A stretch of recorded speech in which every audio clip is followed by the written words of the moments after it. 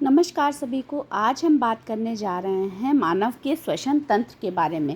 यानी मानव का जो श्वसन तंत्र होता है वो शरीर का सबसे मुख्य तंत्र होता है, क्योंकि हम जो सांस लेते हैं, जो जीवित रहते हैं, वो इसी श्वसन तंत्र की वजह से रहते हैं। अब हम आज आपको श्वसन तंत्र के कितने अंग होते हैं और हर एक अंग का क्या कार्य होता है इसके बारे में बात करेंगे। जो मानव का श्वसन तंत्र होता है उसमें कई सारे अंग आते हैं। जैसे अभी आपने इसमें देखा है कि जैसे नासाद्वार, नासा गुहा, ग्रसनी, श्वास नली और फेफड़े। यानी मानव के श्वसन तंत्र में फिर से एक बार देख लीजिए कि नासाद्वार, नासा गुहा, ग्रसनी, श्वास नली और फेफड़े, इतने श्वसन अंग आते हैं और इन अंगों की सहायता से ये श्वसन तंत्र कंप्लीट होता है। तो जैसा कि सभी जानते हैं कि जो श्वसन तंत्र है वो हमारे लिए क्यों इम्पोर्टेंट है, क्योंकि हम जो इस पृथ्वी पर जीवित हैं वो सांस लेने की वजह से ही हैं। अगर हम सांस नहीं लेंगे हम कोई भी व्यक्ति हो, कोई भी जीव है, वो इस पृथ्वी पर जीवित रह ही नहीं सकता। तो कहने का मतलब ये है कि जो श्वसन तंत्र है उसमें दो प्रकार की गैसें इन्वॉल्व होती हैं। यानी दो प्रकार की गैसों का इन्वॉल्वमेंट होता है। कैसे कि वातावरण में जो उपस्थित ऑक्सीजन गैस होती है वो हमारे शरीर के अंदर जाती है, नाक के द्वारा हमारे शरीर के अंदर जाती है और धीरे धीरे जो है वो कोशिकाओं तक पहुंचती है और फिर हमारे शरीर के में उपस्थित जो कार्बन डाइऑक्साइड है वो फेफड़ों के द्वारा होते हुए नाक के द्वारा बाहर निकलती है। तो ये सारी जो प्रक्रियाएं हैं वो हम अभी इसमें पढ़ेंगे कि श्वसन तंत्र का इन सब पर इनका क्या रोल है और कैसे ये कार्य करते हैं। तो आइए सबसे पहले जानते हैं नासाद्वार। यानी ये नासाद्वार जो आप देख रहे हैं, नासाद्वार मतलब जो हमारे नाक के दो छेद होते हैं सामने, उसे हम लोग नासाद्वार कहते हैं। नासा मतलब नाक और द्वार मतलब छेद यानी रास्ता। फिर है नासा गुहा। नासा गुहा क्या होता है? नाक के पीछे का जो पोर्शन होता है उसे नासा गुहा कहते हैं। नाक गुहा मतलब गुफा, तो इसलिए नासा गुहा। फिर नासा गुहा जो है एक लंबी सी पाइप में जाके खुलती है जिसे हम लोगों ने क्या कहा है? ग्रसनी। ठीक है, और ये ग्रसनी एक लंबी पाइप में जाकर खुलती है जिसे हम कहते हैं श्वास नली। क्या कहते हैं? श्वास नली। ये श्वास नली आगे दो भागों में बढ़ जाती है जिसे हम लोग कहते हैं श्वसनियाँ। ठीक है, और ये श्वसनियाँ जो हैं फिर से कई सारे उसमें डिवाइड हो जाती हैं। अब यही श्वसनियाँ जो हैं छोटी छोटी कूपिकाओं में जाकर खुलती हैं और जिनसे गैसों का आदान प्रदान होता है। तो इस तरीके से मानव का श्वसन तंत्र तैयार होता है। अब हम फिर से एक बार जानते हैं कि नासाद्वार और नासा गुहा क्या है।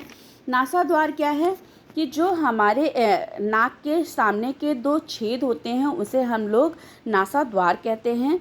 नासा गुहा क्या है कि जो नाक के पीछे का जो पोर्शन होता है यानी ये वाला, इसे हम लोग कहते हैं नासा गुहा। फिर नासा गुहा में क्या होता है कि एक जी छोटे नासा गुहा बहुत इम्पॉर्टेंट हिस्सा होता है, क्योंकि इस नासा गुहा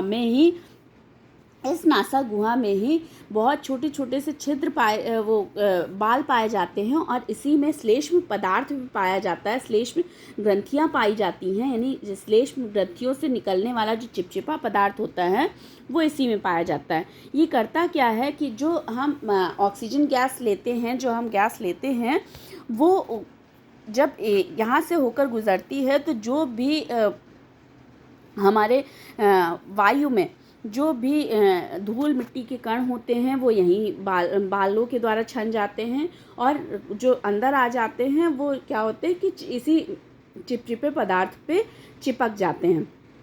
धीरे धीरे ये जो है साथ ही साथ ये वायु को जो हम इनहेल करते हैं यानी अंदर लेते हैं उसको गर्म करने का भी काम करता है। तो इस तरीके से जितना भी धूल मिट्टी या कण जो भी होते हैं वो नासा गुहा में आकर रुक जाते हैं। और इसके साथ साथ अगर हमारी वायु में कोई भी बैक्टीरिया या वायरस या कोई भी जीवाणु होता है उसको भी यहीं पर रोक दिया जाता है।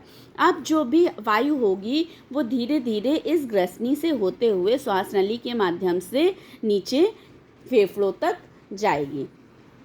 तो ग्रसनी क्या है कि ग्रसनी नासा गुहा पीछे की एक ओर जो ये आप नली नुमा संरचना देख रहे हैं, ये नासा गुहा का जो पीछे का भाग है ये वाला, ये आपका क्या कहलाएगा, ग्रसनी। और फिर ग्रसनी जो है किसमें, एक लंबी ट्यूब स्ट्रक्चर में खुलेगी जिसे हम लोग क्या कहेंगे, श्वास नली कहेंगे। तो श्वास नली क्या होती है कि श्वास नली नलिका जैसी संरचना होती है और ये दो शाखाओं में कैसे ऐसे बट जाती है। कैसे बट जाती है, ये दो शाखाओं में बट जाती हैं जो अपनी ओर के फेफड़ों में खुलती है। श्वास नली के बाहरी सतह की जो आकृति होती है वो सी आकार की होती है। ऐसे आपने देखा ना कि ये कैसी आकार की है, सी आकार की, ठीक है ना, ये कैसी होती हैं, सी आकार की होती हैं। और इनसे हम श्वसन की प्रक्रिया करते हैं। इनमें वायु जो है स्वतंत्रता पूर्वक आ जा सके ऐसे ये बने होते हैं। अब फेफड़ों की बात करें तो फेफड़ों में आते ही जो है जब हम सांस लेते हैं ऑक्सीजन गैस अंदर आती है तो क्या होता है कि ये जो है फेफड़ों तक यानी हमारे लंग्स तक पहुंचती है। ये श्वास नली से होते हुए वायु जो है श्वसनियों में महीन महीन श्वसनियों में जाती है और ये श्वसनियाँ जो हैं एक छोटी गुब्बारे नुमा संरचना होती है जिसमें ये जाकर खुलती हैं। यहाँ पर जो रक्त वाहिकाएँ होती हैं उनका एक जाल बना होता है। हर कोशिकाओं में रक्त वाहिकाओं का जाल होता है जो कि क्या करती हैं कि वातावरण से ऊपर जो हमने ऑक्सीजन गैस प्योर हो चाहे यानी ऑक्सीजन उपस्थित गैस हो उसको जो है कोशिकाओं तक पहुंचाती हैं और कोशिकाओं से आई हुई जो कार्बन डाइऑक्साइड गैस है उसको यहाँ से लेकर मतलब इन वायु कोशिकाओं से लेकर फेफड़ों के माध्यम से नासा गुहा से होते हुए नासा द्वार से बाहर निकाल देती हैं। तो इस तरीके से मानव का जो श्वसन तंत्र है वो कार्य करता है। हम सभी को पता है कि अगर हम देखें तो मानव का जो श्वसन तंत्र है वो 1 मिनट में जो है करीबन 15 से 18 बार हम लोग सांस लेते हैं। और अगर इन केस कभी कोई बंदा एक्सरसाइज कर रहा है, कोई जो है दौड़ भाग कर रहा है तो उसका जो श्वसन दर होता है वो क्या होता है, बढ़ जाता है, यानी 24-25 का रेशो हो जाता है, यानी 25 पर मिनट हार्ट बीट चलने लगती हैं। अब हम बात करेंगे कि जो ये श्वसन दर है उसको नापते किससे हैं।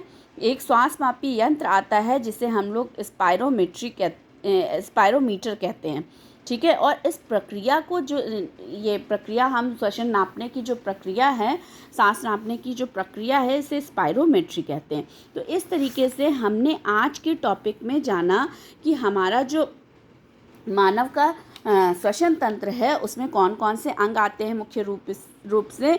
एक तो आपका आता है नासा द्वार, नासा गुहा, ग्रसनी, श्वास नली, फेफड़े। और इस तरीके से आपने चित्र के माध्यम से भी जाना कि नासा द्वार नाक का जो आगे का पोर्शन होता है जहाँ छिद्र बने होते हैं, फिर नासा गुहा उसके पीछे का भाग, ये बहुत आसान तरीके से बताया जा रहा है। फिर नासा गुहा उसके पीछे का, ये नासा गुहा एक छोटी सी पाइप में जाकर खुलता है जिसे हम लोग ग्रसनी कह देते हैं, ये ग्रसनी जो कि आपका लिखा हुआ है। फिर ग्रसनी जो है लंबी पाइप से होते हुए दो भागों में ग्रसनी जो है किसमें, श्वास नली में परिवर्तित हो जाती है क्योंकि यहाँ से हवा होकर गुजरती है और श्वास नली जो है दो भागों में बढ़ जाती है और अंदर जाके ये महीन महीन श्वसनियों में विभाजित हो जाती हैं। ये श्वसनियाँ जो है गुब्बारे नुमा संरचना में जाकर खुलती हैं जिसे हम वायु कोशिकाएं या फिर अंग्रेजी में एल्विलाई कहते हैं। यहीं से गैसों का आदान प्रदान होता है, यानी ऑक्सीजन गैस यहाँ से कोशिकाओं में पहुँचाई जाती है और कोशिकाओं के द्वारा जो कार्बन डाइऑक्साइड गैस उत्पन्न होती है जो कि आपने श्वसन प्रक्रिया के दौरान पढ़ा था, वो यहाँ से लेकर फेफड़ों के माध्यम से बाहर निकाली जाती है। तो इस तरीके से मानव का श्वसन तंत्र कार्य करता है। धन्यवाद।